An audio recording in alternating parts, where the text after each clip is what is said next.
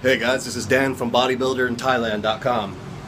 I want to talk to you guys about something very interesting, difference between Thai culture and American culture or Western culture. And the title of this video is called, In Thailand, the Customer is Never Right. Alright, so we grow accustomed in Western cultures to, capitalism and, service, right? Like, capitalism is so strong there that, and I love capitalism, by the way, that if there's anything like you will leave a bad review for a company, or it leaves a bad taste in your mouth, then you would tell your friends, give a bad review or a bad experience. In the West, the company will pretty much do anything to avoid that. They are all about the customer is right. And so for example, in the West, if something happens like you want to return something, but it's against the store's return policy, maybe it's like 2 days late or something, if you really press it and you'd be like, and the person's being like, no, we can't do that, it's against our policy, and you'd be like, all right, can I talk to your manager? The manager comes out, and if you really argue with them, they're probably going to make an exception. And, just give that, so that the customer has a satisfied experience and they feel like, okay, I want to come back here and keep shopping to keep a return customer. This concept does not exist in Thailand. Actually, the first time that I was exposed to this was actually the first hotel that I stayed at, my first week in Thailand, because what happened is that they screwed up my reservation. So my reservation had been for 5 days, and they actually only booked it for 4 days, and they booked it for the day after I arrived, right? Starting. And so I had a good deal because it was booked, in advance. And so I was paying like $35 a night to stay in like a 4.5-star hotel, right? And then when I got there, though, they said, you're not reserved until tomorrow. Your reservation doesn't start till tomorrow. And I'm like, oh, okay. Well, you have rooms available, so how about I just pay, for another day now? Like, here's $35 more, right? And they're like, no. That's no. And I'm like, what? Why not? And they're like, because that's not the rate for right now. And, if you don't book it in advance, you got to pay $70 for the night. And I'm like, what the fuck? Because this is my first night, my first day in Thailand. And I'm like, what? And I'm like, no. You guys, like, I made this reservation, and you guys messed it up, and you need to make an exception for this, and give me the correct price, and fix your mistake. And they basically just stared at me, and I was like, what? And so I'm like, can I talk to your manager, right? And so then I talked to the manager, and it's the same thing. He's just like staring at me. And I'm like, I need you guys to be able to fix this problem, so that I can, so that you maintain a recurring customer, so I can leave a good review on the website. And they're just like, sir, it's $70 for tonight. And they just couldn't say anything else. So I eventually paid for it because I didn't want to fuck around with it. And I was with someone too, so I didn't want to be like, it would have just been tacky. So anyways, this ideology really spreads. It's very widespread, not just with a thing like that. If something happens with the phone company, I'd switch. I used to be with one phone company here in Thailand, but they had horrendous service, okay? Just ripping me off, right? Charging me for things that, okay, I'll give you an example of this. I bought a package for phone service that was 2 gigabytes for like 30 days, right, of data. But instead, they decided when I was at their store that, they screwed up, and they just put, like a top-up balance on my phone, but no package, right? So I ended up giving them like I think like 600 baht or something, right, for the fee for the package. But they ended up not buying any package. They just put 600 baht on my phone, and then the 600 baht, without any package, all you have to do is browse the internet for like 5 minutes, and that's like gone, right? And so I went back to their store, I'm like, hey, you guys didn't do the right thing, you didn't give me my package. And they flipped. they were just like, no, we can't do anything about it. And I'm like, there, like, being like, give me your manager, man, like calling their home office and shit. And they're just like, we're sorry, sir. There is nothing we can do about it. Okay? Something like that would never, ever happen in the US. Ever.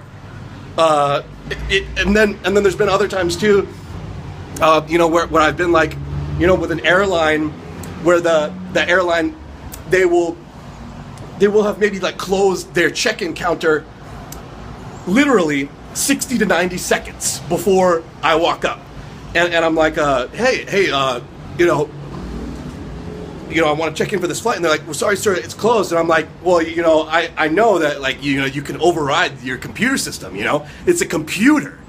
What do computers do? They do what humans tell them to do. Computers are programmed by humans.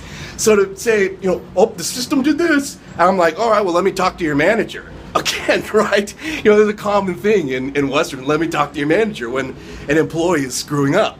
And then the manager comes to fix it. Anyways, I talked to the manager, and it's again the same thing. They're just staring at me, telling me no. And I'm like, well, you know, like, I'm gonna leave a review on your airline, and I'm gonna tell them, you know, that you weren't accommodating to me at all. You know, very rude.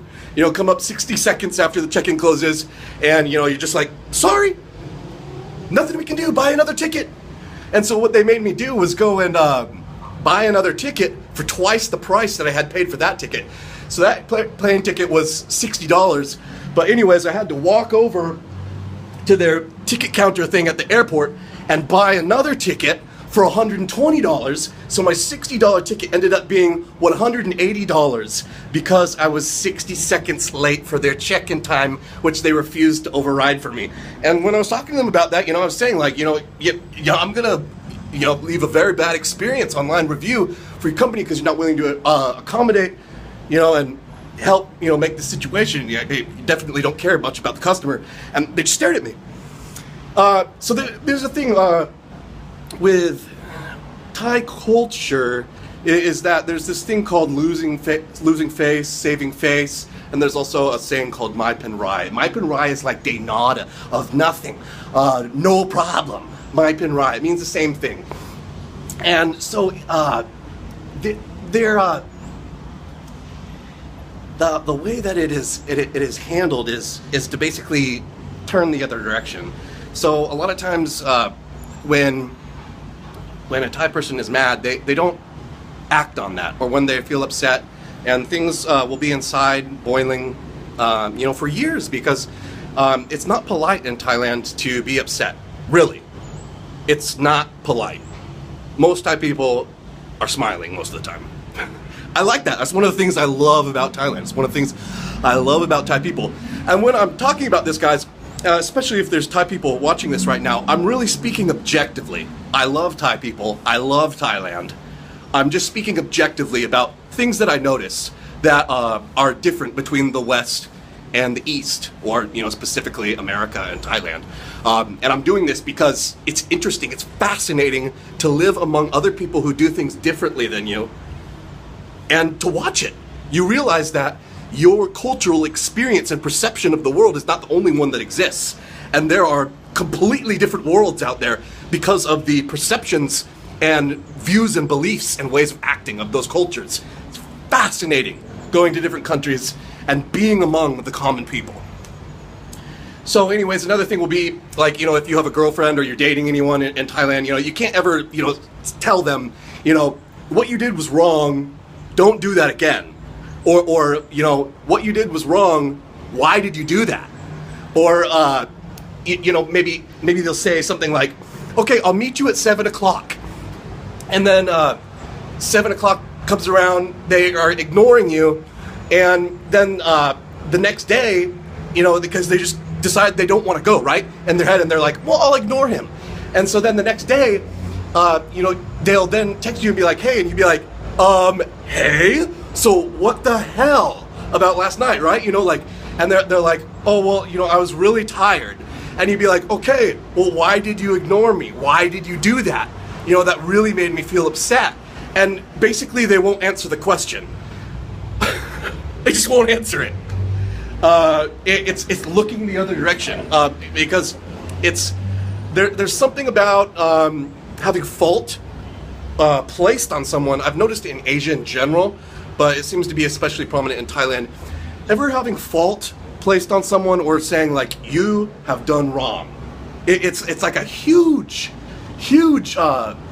destruction to their whole perception of self. It's called saving face, or keeping face, or losing face. It's called losing face, really, when that happens. The person lost face because they were basically called out as having done something wrong.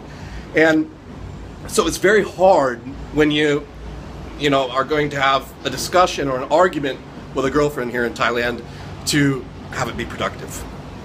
You really have to search for the right girl, because most of them, you will not be able to talk to them and express when you are upset with something that they've done, when it was clearly disrespectful or rude, and they won't be able to acknowledge that and fix it or change it, and it'll just keep happening over and over again, and there's no way to talk about it because they'll refuse. Again, guys, this is not bashing. It's just making objective statements. On the other hand, to say some positive things, for the most part, when you're walking around, there's just so much more positivity and smiles that you see. When you go into a hotel, when you go and buy food, when you go to McDonald's, whatever, right? There's so much more smiles and happiness and a positive attitude in general, as long as there's no problems. And, so it balances out, right? So I wanted to give some different tips about just like how different that is, living in a different culture. And if you do come to Thailand and you do try to strong-arm companies, strong-arm businesses, and be like, hey, I'm a customer, the customer is always right. You are in for a surprise. You are in for a surprise because it's a different world here. This is Dan from bodybuilderInThailand.com.